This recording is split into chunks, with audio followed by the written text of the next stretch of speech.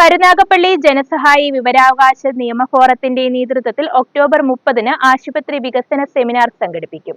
CR Mahesh MLA ഉദ്ഘാടനം ചെയ്യുമെന്ന് ഭാരവാഹികൾ വാർത്താ സമ്മേളനത്തിൽ അറിയിച്ചു.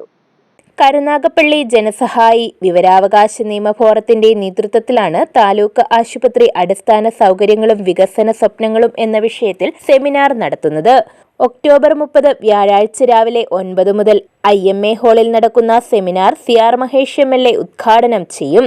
Doctor Sujith Vijayan Pillai MLA, Kovoor Kunjumon MLA തുടങ്ങിയവർ പങ്കെടുക്കുമെന്നും ഭാരവാഹികൾ വാർത്താ സമ്മേളനത്തിൽ അറിയിച്ചു.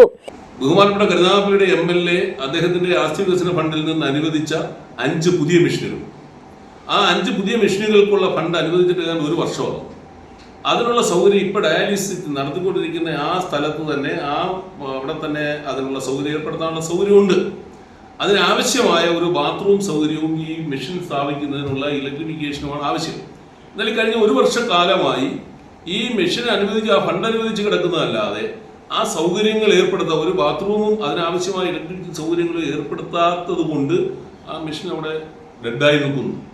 ആ മെഷീനും കൂടെ ഏർപ്പെടുത്തിയാൽ വീണ്ടും 80ഓളം ആളുകൾക്ക് ഡയാലിസിസ് തുടങ്ങാൻ കഴിയും. ഏതാണ്ട് 175 ആ മെഷീൻ കൂടെ പ്രവർത്തിച്ചു വരുമ്പോൾ ഏതാണ്ട് 175ഓളം ഡയാലിസിസ് പേഷ്യന്റിന് ഡയാലിസിസ് ചെയ്യാൻ കഴിയുന്ന ഈ സൗകര്യം ഉള്ള സ്ഥലത്ത് ഒരു നെഫ്രോളജി ഡിപ്പാർട്ട്മെന്റ് ഇല്ല.